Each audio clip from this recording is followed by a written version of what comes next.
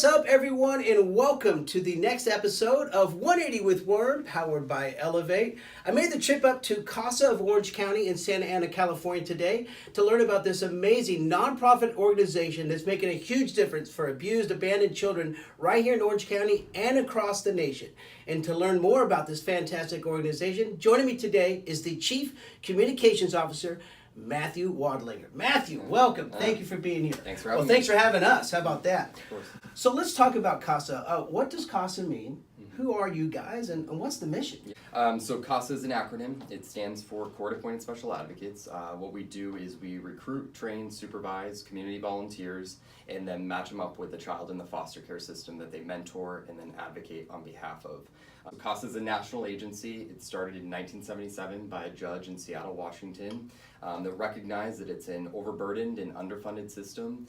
Kind of developed this program where the community could be involved and really get in there to help these kids out on a one-on-one basis, help the court system out in supplying more information about the kids, and really in the end, hopefully getting these kids the services that they need and deserve.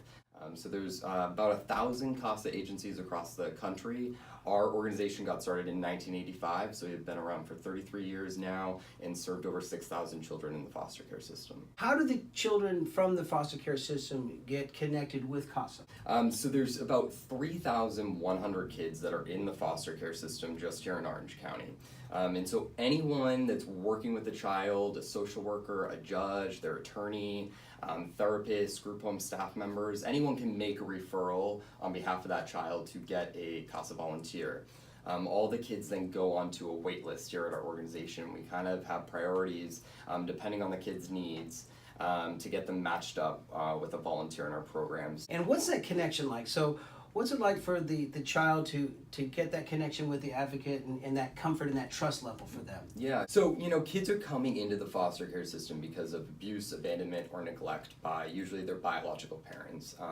So there's some trauma that has already been developed there with the kids, and they've been pretty much let down by family in the past. So for our kids, they can be a little bit resistant at first. Who is a stranger that's coming in? Are they going to be consistent? Are they really going to show up for these visits? And, are they going to be able to help me and make a difference in my life? But through consistency with our volunteers, when they're going to pick up these kids and they have that time of mentoring the child at least twice a month, there is trust that begins to develop. These are non-paid positions. Make that very clear. And that's not a negative. That just shows the true spirit of volunteerism and for folks to get involved. So for these advocates, but more importantly for the child, what do you think it's like for them to know that these aren't paid volunteers? Yeah. They are there for the child. Yeah. It's an incredible thing for you to highlight and kind of recognize as well. We've had instances before where kids have actually called a receptionist and asked them, "Hey, I heard that my CASA doesn't get paid. Is that true?"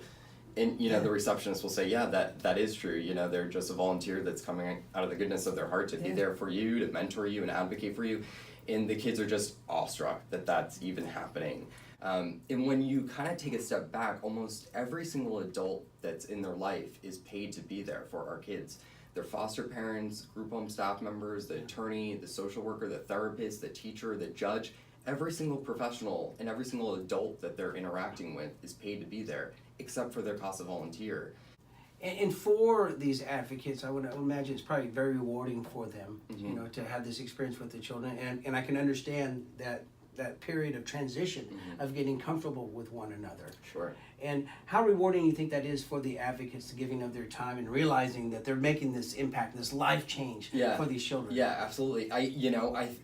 The number one referral source that we have is word of mouth from a friend, and it's most typically from a CASA volunteer. And our CASA volunteers are spreading the word and recruiting more volunteers because it is what we always hear, incredibly intrinsically rewarding for them. We did a survey earlier this year, and it was about 98 or 99% of our volunteers said that this was the best volunteer experience that they've ever had.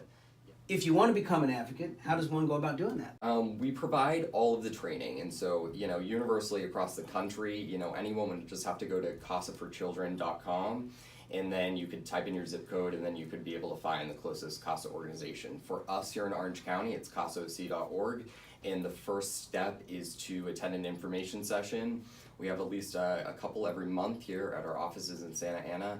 So you come in, you listen to this 90-minute kind of seminar, you have opportunities to ask questions, watch some videos, kind of hear all about the role and the responsibilities associated with it. And then you can choose to join a training session, and training's offered every other month. It's 30 hours, and then once you complete your 30 hours of training, then we can get you sworn in and matched up with the child in the foster care system. All right, Matthew, you mentioned you got like 1,000 CASAs across the country, which is tremendous. So it's obviously working, it's very successful. Why is this so successful? What's been the impact, not only locally, but at a national level, that is enabling CASA to be so successful with these advocates and the children? Yeah.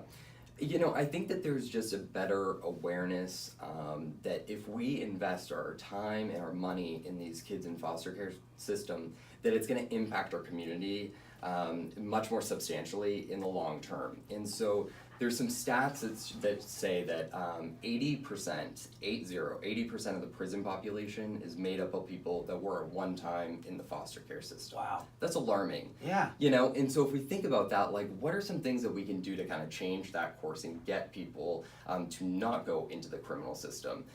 It's investing time in these kids that are in the foster care system that have had so many things working against them. So if we can kind of get them on a good path, hopefully, they can be contributing members in our society and not go that delinquency route. So let's talk a little bit about what Elevate Industries is doing with CASA. I know they've been a corporate sponsor with you guys for a couple of years now, and they're doing a great job of getting the kids out, enjoying some experiences they might normally not have an opportunity to do. Yeah. How important is that? What's been the impact of Elevate working with CASA and these kids? Yeah, it's been tremendous. And so when Paul Porter called me, I think it's probably maybe 2.5, almost 3 years ago now, to kind of start the partnership, it was very clear that they were coming at it from, a place where they just wanted to give back to our kids and figure out, what are the needs and how can we make some good stuff happen for these kids in foster care. And so we've done a few events now where we've been able to get some of our kids and their advocates, so the match together, out to do some fun stuff at the beach. They hooked us up with a Rose Bowl tour earlier this year in 2018 as well. Yeah, which was really cool. So what happens at these events when we have a lot of matches that are able to attend them is that the kids are able to relate to one another as well. They can kind of identify that, hey, I'm not the only kid that's in the foster care system here. There's all these other kids here. So at the Rose Bowl event, I think we had like 25 kids there. So that was great. And then the kids were able to play football with one another, and some friendships are able to develop. And then the other thing that sometimes happens, and this did happen at the Rose Bowl event as well, is that there were two boys that lived at the same group home together at one time, and then they changed placements, both of them. And so they hadn't even seen one another in 2 or 3 years. Wow. Yeah, and so they were able to reconnect at that event and have a really great afternoon together. So awesome. Advocates were there as well, and then the advocates were able to kind of figure out, like, hey, these two kids get along really well.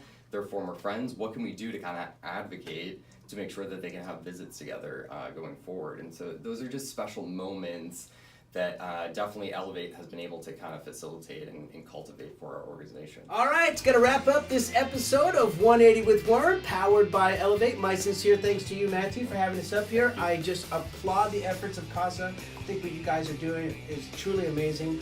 These are real stories, real life situations affecting not only kids in our own backyard, but across America. So I encourage you, the viewers, folks watching this, get involved, take action. Be an advocate. It is very rewarding, very fulfilling, and I know you'll be stoked, but more importantly, providing some stoke in the child's life. So step up, be the voice for that child, and take action. And you can do so by logging into their website. And we'll see you next time at 180 with Worm, powered by Elevate.